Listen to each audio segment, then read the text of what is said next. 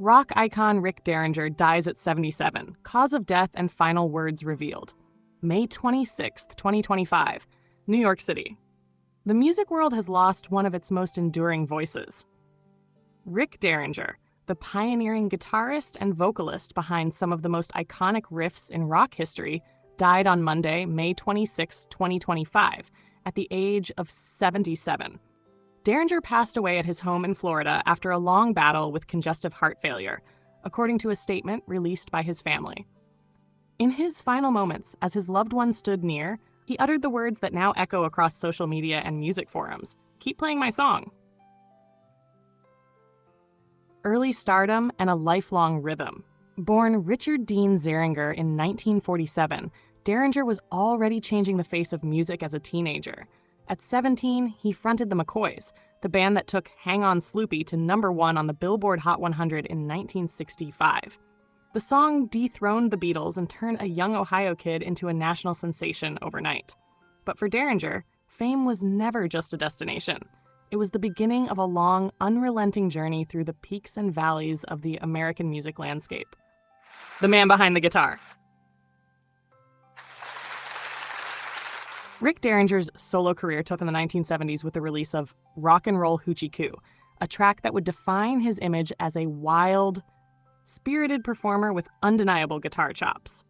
But while the song's brashness made it a rock radio staple, Derringer's talents extended far beyond one hit. He became a go-to session guitarist and a trusted collaborator, producing and playing on multiple albums for Johnny Winter and Edgar Winter, and contributing to work by Steely Dan, Todd Rundgren, and Cyndi Lauper. In a music industry often obsessed with novelty, Derringer's consistency and professionalism made him invaluable. More than just music. Outside of the studio, Derringer left a distinct mark on American pop culture.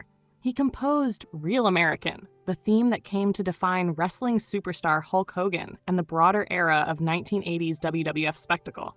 That song alone exposed his work to millions who may never have picked up a classic rock album.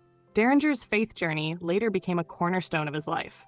In the 1990s, he embraced Christianity and began incorporating spiritual themes into his music, balancing his rock roots with deeper personal convictions.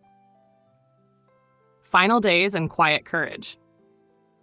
In recent years, Derringer had scaled back his touring schedule, but never stopped creating. He remained active in the studio and appeared in a number of tribute concerts and documentaries. Friends say he had grown more introspective in recent months, devoting time to family and recording unplugged versions of his classics. Despite worsening health, he remained upbeat and deeply involved in the production of what he called his legacy project. His final hours were spent at home, surrounded by those closest to him. According to his wife, Jenda Derringer, his last words were calm and composed. "Keep playing my song." He meant it literally and spiritually, she said. He wanted his music to live, and he wanted people to remember the joy and truth it brought. Tributes and reflections. Within hours of the news, tributes began pouring in. Edgar Winter called him a brother in music, a trailblazer who played from the soul. Slash from Guns N' Roses wrote, "Rick was one of those guys who laid the groundwork. The riffs, the tone, the heart, unmatched." Hulk Hogan posted a heartfelt message on social media, writing, "Rick gave me my anthem. He gave millions of us the soundtrack of our strength." Legacy of a real American. Rick Derringer's contribution to music wasn't measured only by chart success, but by his influence on generations of musicians. His riffs were studied by budding guitarists, and his songs became part of the very DNA of American rock.